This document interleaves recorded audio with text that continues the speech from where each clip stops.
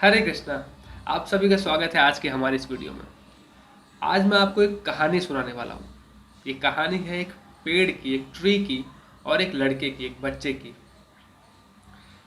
Tree और बच्चा एक दूसरे को बहुत प्यार करते थे। बच्चा रोज स्कूल के बाद पेड़ के पास आता, उसके साथ खेलता, उसकी टहनियों पे झूलता, उसकी लताओं में अपने आप को लटकाता, उसके पत्तों के साथ खेलता, उसके तने के ऊपर चढ़ता, उसके फलों को खाता, उसके एप्पल्स को खाता और उसके पत्तों से ताज बनाता और अपने सर पे रख के जोर जोर से जंगल में चिल्लाता कि मैं हूं यहाँ का राजा, मैं हूं जंगल का राजा। और जब थक जाता तो पेड़ की छाव में सो जाता। कभी कभार पेड़ के साथ लुप्पा छुपी भी खेलता, कहीं पत्थरों में छुपक जाता और पेड़ से बोलता मुझे ढूंढो, मैं कहाँ हूँ, मैं कहाँ हूँ, मुझे ढूंढो। और जब थक जाता तो पेड़ के नीचे बैठ जाता। तो इस तरह से बच्चा अपना दिन उस पेड़ के साथ बिताता। पेड़ को बहुत अच्छा लगता था जब उस बच्चे के साथ समय बिताता था। धीरे धीरे समय बीता, बच्चा बड़ा हो गया। अब वो पेड़ से मिलने नहीं आता था, पेड़ अकेला हो गया। फिर कई साल बाद वो बच्चा आया। पेड़ ने बोला आओ बच्चे आओ, मेरे साथ खेलो, मेरे फलों को खाओ, मेरी टहनियों पे झूलो, मेरे तने पे चढ़ो, मेरे पत्तों के साथ खेलो, मेरी छाओ में बैठो, आराम करो और खुश हो जाओ। बच्चे ने बोला मैं खेलने नहीं आया, मुझे तुम्हारी मदद चाहिए, कर सकते हो क्या? पेड़ ने बोला क्या चाहिए तुम्हें? मुझे पैसा चाहिए, मैं लाइफ में कुछ करना चाहता हूँ, मैं एंजॉय करना चाहता हूँ, उसके लिए मुझे पैसा चाहिए, तुम मुझे पैसा दे सकते हो? पेड़ ने बोला कि मेरे पास पैसे कहाँ से आएंगे, पर हाँ तुम क्या कर सकते हो, तुम मेरे एप्पल्स को, मेरे फलों को तोड़ लो, इसे इकट्ठा करो, मार्केट में जाओ और बेचो, इससे तुम्हें पैसा मिलेगा। बच्चे ने बोला हाँ आइडिया अच्छा है।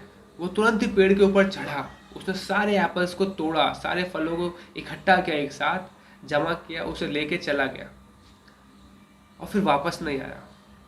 पेड़ उस बच्चे को जाते देख, उसे खुश होते देख खुश था। समय बीता, पेड़ अकेला हो गया। फिर कई साल बाद वो बच्चा वापस आया। पेड़ खुश था, उसे देख के खुश होते हुए बोला आओ बच्चे आओ, मेरे टहनियों के साथ खेलो, मेरे पत्तों के साथ खेलो, मेरी छाओ में बैठो, आओ बच्चे आओ।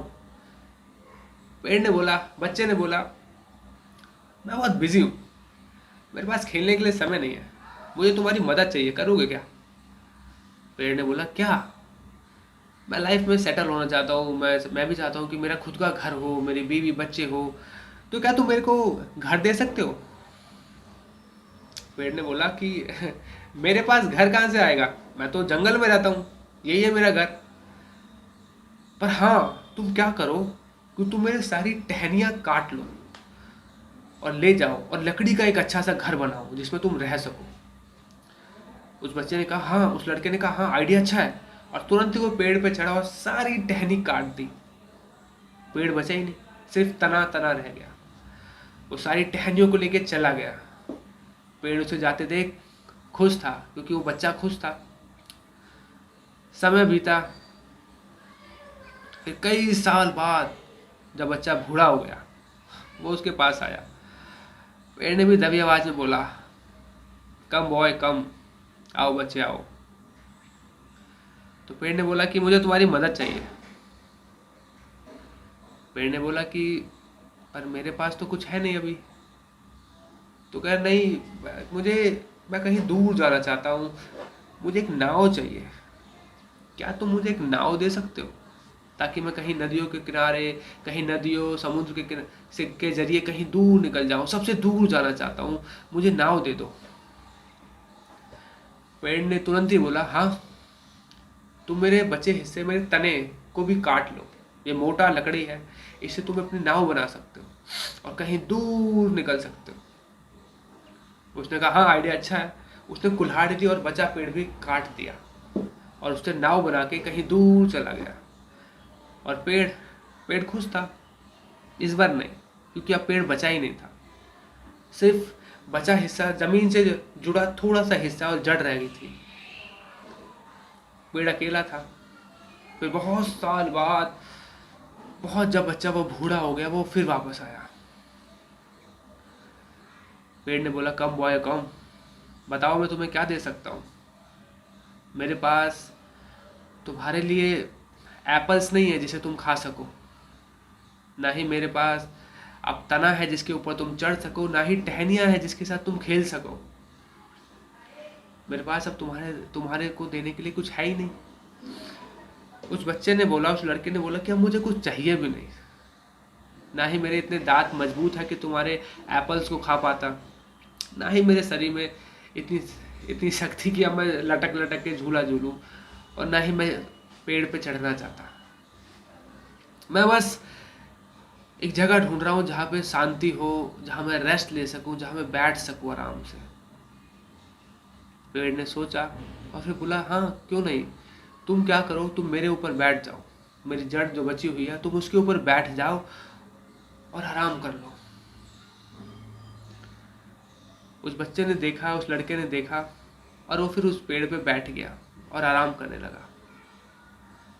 और पेड़ पेड़ खुश था उसकी मदद करके, उसे खुश देख के। तो कहानी यहीं समाप्त होती है। ये कहानी अपने आप में बहुत सारे लेसन्स देती है, बहुत सारी सीख देती है। तो इस कहानी के माध्यम से मैं भी एक छोटी सी सीख देना चाहता हूँ कि हमारी ज़िंदगी में ये किस तरह से काम करेगी, हम इसे कैसे देख सकते हैं। पेड़ और एक बच्चे में, इसमें जो बच्चा था वो हमेशा पेड़ से कुछ ना कुछ लेता था, पर वो कभी ये नहीं सोचता था कि पेड़ क्या चाहता है। और पेड़ जिसे खुशी ये इसी चीज़ में मिलती थी कि बच्चा खुश है। आज का जो ये जो बच्चा है ना, ये जो अनग्रेटफुल बच्चा है जिसे सिर्फ लेना ही आता है, ये आज का इंसान है।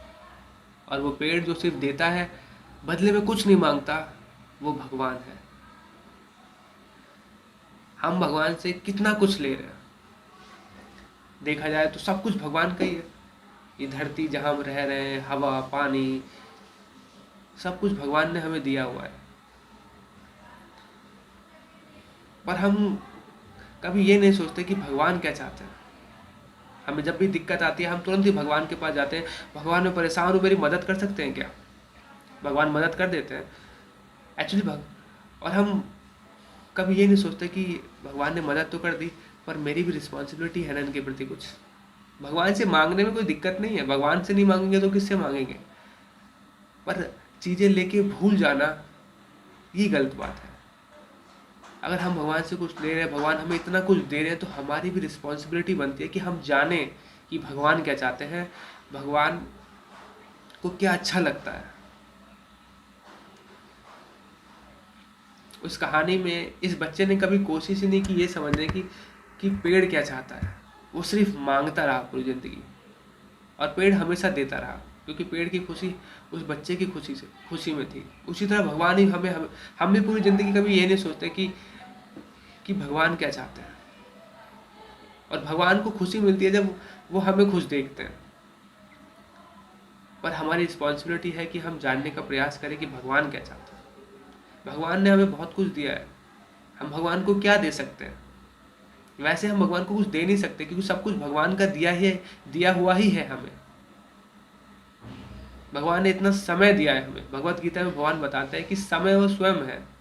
तो भगवान ने हमें इतना समय दिया है, तो क्या कुछ समय निकाल के हम अपना भगवान को नहीं दे सकते। हम अपने बिजी शेड्यूल में से थोड़ा समय निकाल के भगवान को दे सकते हैं, जान सकते हैं कि भगवान क्या चाहते हैं, भगवान को क्या अच्छा लगता है। समय निकाल के थोड़ी देर भगवत गीता पढ़ सकते हैं, भगवान का नाम जप सकते हैं, मंत्र मेडिटेशन कर सकते हैं, भगवान को भोग लगा सकते हैं। बहुत सी चीज़ें हैं जो हम कर सकते हैं थोड़ा सा समय निकाल के। पर हम इतने अनग्रेटफुल हैं कि जो व्यक्ति हमें इतना कुछ दे रहा है, हम उसके लिए कुछ करना चाहते ही नहीं है। हम जानना ही नहीं चाहते कि वो क्या चाहता है, उसको क्या अच्छा लगता है। तो हमें इस कहानी के इस लड़के जैसा नहीं होना जो सिर्फ मांगना जानता है, सिर्फ अपने लिए सोचता है। हमें ऐसा होना है, हमें ऐसा कैरेक्टर बनना है जो जानना चाहता है कि पेड़ भी दे रहा है इतना कुछ, उसको क्या चाहिए। तो आई होप आज की वीडियो आपको काफ़ी अच्छी लगी होगी। मैंने इस वीडियो में बताने का यही प्रयास किया कि हमें ग्रेटफुल होना चाहिए कि हमें इतना कुछ भगवान दे रहे हैं। और हमें बदले में सोचना चाहिए कि हम भगवान को क्या दे सकते हैं।